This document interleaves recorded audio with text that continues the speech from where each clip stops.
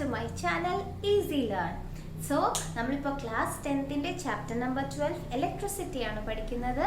അതിൽ ഇതുവരെ പഠിച്ച വീഡിയോസ് കണ്ടിട്ടില്ല എങ്കിൽ അത് കാണുക. ബിക്കോസ് ഇന്ന് നമ്മൾ പഠിക്കാൻ പോകുന്ന it's a very important topic. നമുക്ക് കോൺസെപ്റ്റ്സ് ഒക്കെ അറിയണം, which is the Ohm's law. ഏത് ടോപ്പിക്കാണ്? It is Ohm's law. So Ohm's ലോയിൽ പറയുന്ന കാര്യം എന്ന് പറഞ്ഞു കഴിഞ്ഞാൽ ഫസ്റ്റ് തന്നെ അവർ രണ്ട് ക്വാണ്ടിറ്റി അങ്ങ് എടുക്കുവാണ്. എന്തൊക്കെയാണ്? നമ്മുടെ potential difference V and current that is I. ഈ രണ്ട് സാധനങ്ങൾ ആദ്യം തന്നെ എടുക്കുക. ഇപ്പോൾ പൊട്ടൻഷ്യൽ ഡിഫറൻസ് എന്താണ്? It is actually the work done in moving A charge from one point two another. Current എന്ന് പറഞ്ഞാൽ എന്താണ്? It is the flow of charge or it is the flow of charge per time. ഇതൊക്കെ നമുക്കറിയാം. Okay, Ohm's ലോയിൽ എന്താ പറയുന്നതെന്ന് പറഞ്ഞു കഴിഞ്ഞാൽ, നിങ്ങളിപ്പോൾ ഒരു കണ്ടക്ടർ എടുക്കുവാണെങ്കിൽ, ഓക്കെ, ഒരു കണ്ടക്ടർ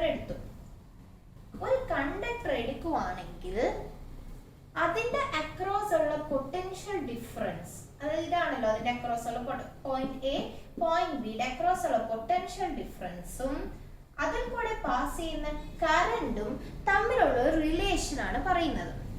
സോ ഓംസ് ലോയിൽ ഒരു ഒറ്റ പ്രീ റിക്വസ്റ്റ് അല്ലെ പ്രീ ഡെഫിനിഷനേ ഉള്ളൂ, that is temperature is constant. അത് എഴുതി വെക്കുക, ടെമ്പറേച്ചർ കോൺസ്റ്റന്റ്. ഓംസ് ലോ പഠിക്കുമ്പോൾ ആദ്യം തന്നെ എന്ത് ക്വാണ്ടിറ്റീസ് ആണ് അവർ യൂസ് ചെയ്യുന്നത്? വോൾട്ടേജ് അല്ലെ പൊട്ടൻഷ്യൽ ഡിഫറൻസ് ആൻഡ് കറന്റ്. അവിടുത്തെ പ്രീ റിക്വസ്റ്റ് എന്താണ്? The temperature is constant.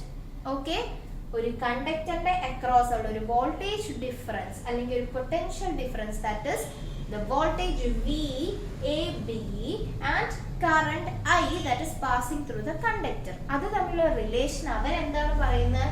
They say that according to Ohm's law, your potential difference across the end of a conductor is directly proportional to the current.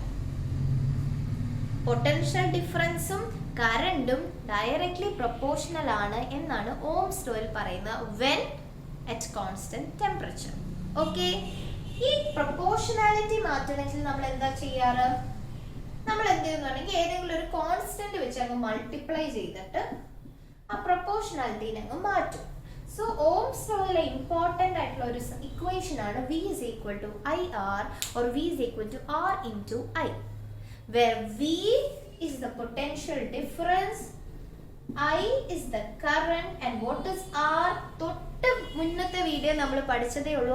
R is the resistance.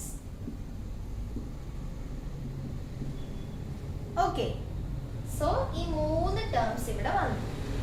ഇനി ഞാൻ ആലോചിക്കുമായിരുന്നു, ഒരു കണ്ടക്ടറിൽ കൂടെ ഇങ്ങനെ electrons flow ചെയ്തുകൊണ്ടിരിക്കുവാണ്. അപ്പോൾ ആദ്യം ഒരു supply കൊടുത്തപ്പോൾ ഒരു പൊട്ടൻഷ്യൽ ഡിഫറൻസ് വന്നു. അത് കാരണം ഇലക്ട്രോൺസ് ഇങ്ങനെ ഫ്ലോ ചെയ്യാൻ തുടങ്ങി. അപ്പോൾ ഈ ഇലക്ട്രോൺസ് തന്നെ അടുത്ത ഇലക്ട്രോണുമായിട്ട് കൊളൈഡ് ചെയ്യുന്നു, പിന്നെ ഇങ്ങനെ കണ്ടിന്യൂ ചെയ്യുന്നു.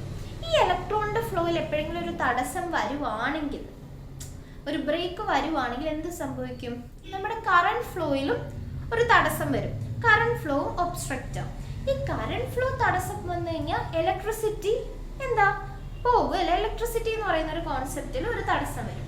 അപ്പോൾ ആ ഒരു ഇലക്ട്രോൺ ഫ്ലോയിൽ ഒരു ഒബ്സ്ട്രക്ഷൻ വരിക എന്ന് പറഞ്ഞു കഴിഞ്ഞാൽ കറണ്ടിനെ ഒബ്സ്ട്രക്റ്റ് ചെയ്യുക എന്നുള്ളതാണെന്ന് മനസ്സിലായി അല്ലേ?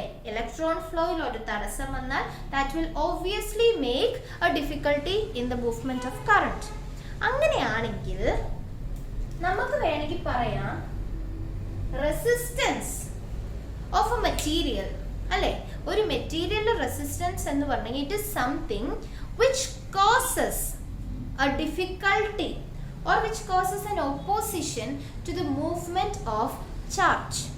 ചാർജുകൾ മൂവ് ചെയ്യുന്നതിന് ഒരു ഒബ്സ്ട്രക്ഷൻ ക്രിയേറ്റ് ചെയ്യുക, ഒരു ഡിഫിക്കൽട്ടി ക്രിയേറ്റ് ചെയ്യുക എന്നുള്ളതാണ് it is resistance. So what happens if the resistance increases? You are creating it difficult.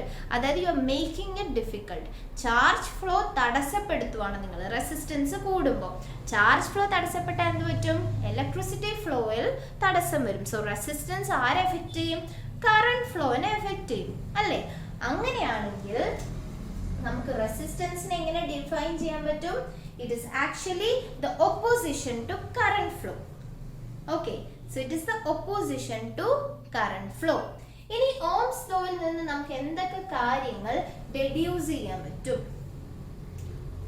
V is equal to IR means V is directly proportional to I, V directly proportional to R, which means that if the current increases, the voltage or potential difference increases. If the resistance increases, the potential difference increases. Current കൂടിയാൽ potential difference കൂടും. Resistance കൂടിയാൽ potential difference കൂടും. Current കുറഞ്ഞാൽ potential difference കുറയും. Resistance കുറഞ്ഞാൽ potential difference കുറയും. ഇത്രയും conclusions കിട്ടി. എവിടെ നിന്ന്? നമ്മുടെ ഓംസ് ലോയിൽ നിന്ന്. ഓക്കെ, അങ്ങനെയാണെങ്കിൽ you can also write what is R. ഇവിടെ നിന്ന് നിങ്ങൾക്ക് ആർ എന്താണെന്ന് എഴുതാം. നമുക്ക് വോൾട്ടേജിന് ഓൾറെഡി നമ്മുടെ ഇക്വേഷനും ഡെഫിനിഷനും SI യൂണിറ്റും അറിയാം. ഐക്കും നമ്മൾ അതേപോലെ തന്നെ ഫസ്റ്റ് ടോപ്പിക്കിൽ ഡെഫിനിഷൻ SI യൂണിറ്റ് എല്ലാം പഠിച്ചു. അങ്ങനെയാണെങ്കിൽ ആറിനെ എങ്ങനെ എഴുതാൻ പറ്റും? R is equal to V by I. So റെസിസ്റ്റൻസിന്റെയും ഡെഫിനിഷനും പഠിച്ചു, റെസിസ്റ്റൻസിന്റെ ഇക്വേഷനും പഠിച്ചു. ഇനി എന്ത് വേണം? SI unit. സോ റെസിസ്റ്റൻസിന്റെ SI യൂണിറ്റ് എന്താണ്? Voltage or potential difference divided by current ആണ്. അപ്പൊ പൊട്ടൻഷ്യൽ ഡിഫറൻസിന്റെ SI യൂണിറ്റ് എന്താ? പൊട്ടൻഷ്യൽ ഡിഫറൻസ് എന്ന് പറയുമ്പോൾ അവിടെ എന്താ നമ്മൾ ചെയ്തത്? ഓക്കെ, എത്രയോ ചാർജിന് മൂവ് ചെയ്യാൻ എത്രയോ വർക്ക് ഡൺ ചെയ്തു. 1 joule by 1 coulomb, that was 1 volt. അപ്പോൾ വോൾട്ടേജ് ആണ് ഡിവൈഡഡ് ബൈ കറന്റ്. കറന്റ് എന്ന് പറഞ്ഞാൽ എന്താണ്? ആംപിയേഴ്സ് ആണ്. So which is equal to volt per ampere or volt amp raised to -1 or VA raised to -1. അല്ലേ, voltage എന്ന് പറഞ്ഞാൽ V എന്ന് ഡിനോട്ട് ചെയ്യാം. So VA raised to -1, or you can say it as ohms. What is the SI unit of resistance? It is ohms. Ohms, which is also denoted as omega. ഒമേഗയിൽ നിന്നാണ് ohms കിട്ടിയത്. So ohm എന്താണ് പറയുന്നത്? Ohm actually defines the ratio, resistance actually defines the ratio of the potential difference to the current flowing. Potential difference across a conductor divided by the current flow. അതാണ് എന്ത്? നമ്മുടെ resistance. അതിന്റെ ഓമിനെ നമുക്ക് എങ്ങനെ പറയാൻ പറ്റും? ഓം is nothing but it is actually 1 ampere. അതായത് 1 വോൾട്ടിന് എങ്ങനെ പറയാം? 1 ampere of current flowing through a conductor when the potential difference is 1 volt. അല്ലേ, അതായത് ഓം എന്ന് പറഞ്ഞു കഴിഞ്ഞാൽ 1 ഓം എന്താണ്? 1 ഓം is equal to 1 volt divided by 1 amp. എന്നാലല്ലേ നമുക്ക് 1 ohms കിട്ടുള്ളൂ.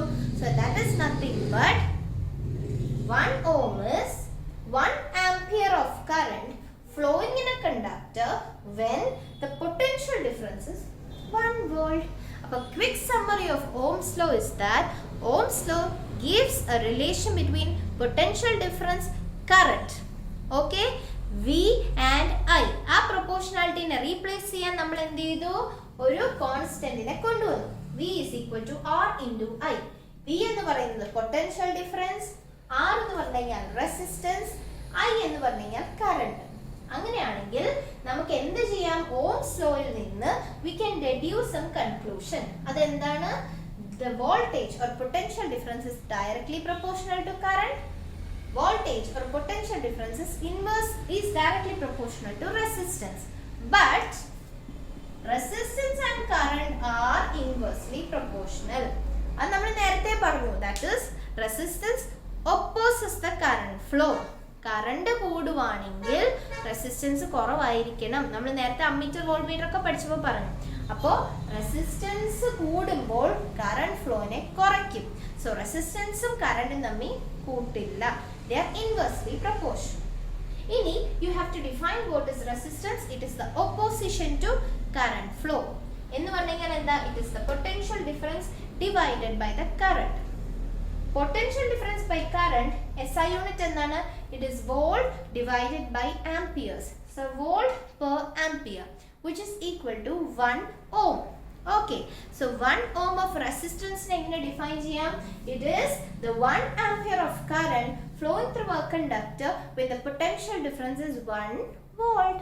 ഇത്രയേ ഉള്ളൂ ഓംസ് ലോ. പക്ഷേ പ്രീ ഡിഫൈൻഡ് എന്തായിരിക്കണം? at constant temperature. Okay, so നിങ്ങൾക്ക് ഈ വീഡിയോ ഇഷ്ടപ്പെടുവാണെങ്കിൽ ഷെയർ ചെയ്യുക, ലൈക്ക് ചെയ്യുക, അതോടൊപ്പം തന്നെ ചാനൽ സബ്സ്ക്രൈബ് ചെയ്തിട്ടില്ല എങ്കിൽ സബ്സ്ക്രൈബും കൂടെ ചെയ്യാം. Okay, so thank you and by.